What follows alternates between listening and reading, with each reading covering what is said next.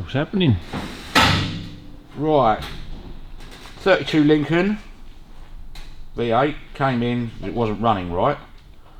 So I rebuilt the carburettor, got it running miles better than it was, but still not right. Made a compression tester tool up, 'cause it's got giant spark plugs in it, big, like 20mm or whatever they are. So I made a tester up, and we've got 100 on this one, PSI, 90, 90, 90, which realistically isn't enough. You'd want to see more than that, and you'd want to see them matched. 10 PSI is borderline too far out. I'd accept 5 PSI between pistons. On this side we had 50 PSI, 95 PSI, 90 PSI, 70 PSI. First of all, the first thing I tend to look at is a burnt valve. So the edges burn out on your valves, or a valve not seating, yeah? But they all look good. Now when you get round to this one, the bore is scored and damaged very, very badly. Yeah. Very badly. So that is broken piston rings on that one, stuck piston rings on that one, which is why it's down to 70.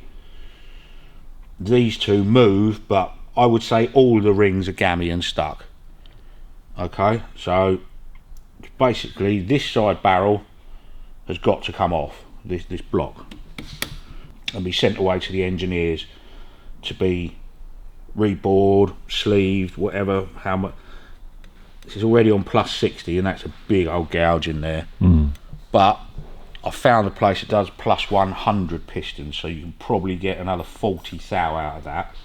So basically there's absolutely no point in doing one piston, because the rest of the bores are damaged as well. What's been done with it, it's been rebuilt years ago and left sitting. Yeah, so they've then fired it up. It was obviously seized. They've got it unseized, fired it up, and all it's done is busted all the piston rings and stuck all the piston rings. If you'd have put, you know, a good glug of oil down each piston hole, or diesel or something, and left it for a couple of weeks and then tried to start it, you'd have half a chance of it not breaking. But this in here, let's see all this fluid in here. That's your inlet port. That's full of liquid. That should be, as it goes in, the fuel should atomise in the carburettor, go into the inlet manifold as an atomised mixture. You should not have fuel pooling in the bottom of there at all, and that isn't fuel. If it is fuel, it's very, very, very old, which then again indicates there's not enough suction on the pistons because the compression's gone to atomise the liquid and get it in properly. So that smells to me like penetrating oil. So I think what they've done is poured penetrating oil everywhere, all down the plug holes, all in the inlet manifold, tried to free the engine up. Obviously it's worked because it was running, but it's broken stuff on the way through, you know. So unfortunately it's barrels off.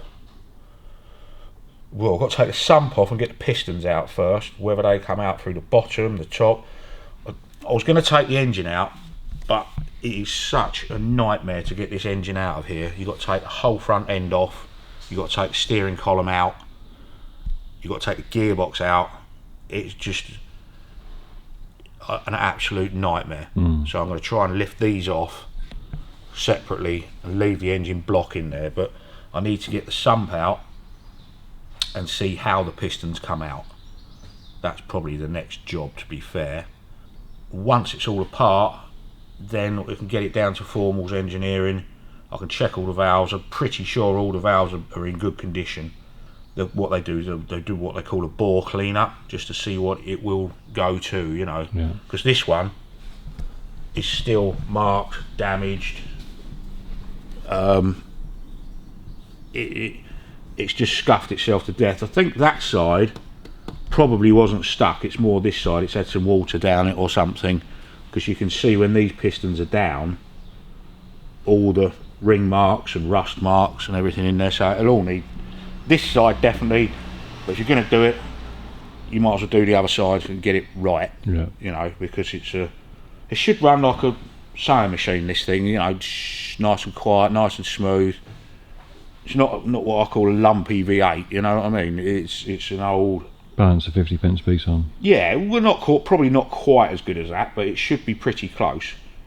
But clearly, it isn't right. As I said to the customer, and a bit of a shock for him, I think. But there's not a lot you can do. If it's wrong, it's wrong. You know, and like you said, it's not your fault. It's how I bought it. So, right, this is the one with broken piston rings. That's the one with the stuck piston rings. So that you can only just get a slight bit of movement on it because the rings are jammed up, yeah. But they're intact. That is knackered. Yeah. So that's got no rings doing anything at all there. This, right, you see those marks there? Yeah. That's where the piston rings have been stuck, where the engine's been seized. Yeah. So that one and that one all round there. Look. You see it? Yeah. They're holes where the bore's rusted, where the rings have been stuck. Yeah. So if we wind her over again, if you tell me when those middle two come up. What? They're coming up, yeah. Keep going. Do you want to the top? Yeah, right to the top. Yeah. Keep going. Another inch. There you go. You have a look down there, and you see all the score marks there. We can hear it. Yeah? Yeah. See them down there, look? Yeah. That's where the piston rings are broken, and it's just knackered the bore completely. Whichever way the wind blows, this side has definitely got to come out. Have you seen it this bad before? Oh yeah, oh Christ, yeah. One of Gordon's engines I did, the gudgeon pin had worn its way through the bore. Oh. So I haven't really looked at these yet. Yeah, that one's had it. So that's gone at the top, that one. Can you see the scores there, look? That. If you can feel anything in a bore, it's had it. It has to be that smooth. Oh yeah, totally smooth, yeah. I can feel that with a screwdriver. So it's bollocks. Yeah, see them again, look? Yeah. Yeah, they're all gone. So that's been seized, and they've just tried to free it up, which I think is what all of that liquid in there. I mean, there shouldn't be any liquid in there at all. So yeah, it's a new set of pistons, new set of rings, full rebore on all 8. But you'd imagine if one side's gone, then the other would be gone. Oh yeah, yeah, almost definitely. And these are different pistons from those. Well, they're definitely, I would say, original pistons in there. How can you tell? They're completely different from those. How can you tell?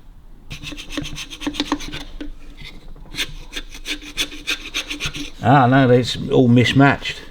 I don't quite know what they've done here, but that, I would say, is an original piston. Look on that one, look. It's got a centre dot in it. It's got a dot there which tells you to put that faces the piston running forwards of the engine. Yeah. And that has got a plus 60 piston in it. So all of those, and on the other side are plus 60s.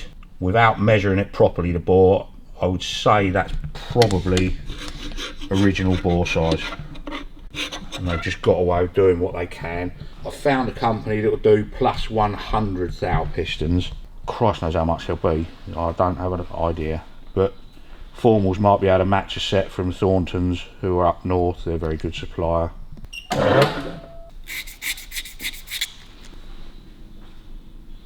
There's hardly any lip on that one. There's a little bit on that one. So let's do a quick rough measurement. 3.5 inches standard bore.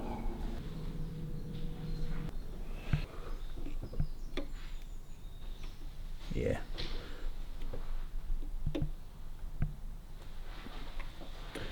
Yep, so it's all on plus 60. That's just got an odd piston in it for some reason. To me, there's too much play in those pistons anyway. You only really want, you wouldn't want any more than about 5 thou really. Considerably more, see? So get it all apart, get it down to the engineers, let them measure it all up properly, make sure there's no cracks in the bores and anything, you know, because they'll be able to crack test it all in a Magnaflux. Be quite interested to see when I drain the oil out how much water is in the bottom of the engine. Till I start ripping it apart, you can stand there, talk about it, look at it for days on end. It's broken. Yeah. That's the be all and end all of it. It will never ever ever run right like that. Yeah. So it's time to start ripping the bottom out of it so we can get the pistons out and see what's going on.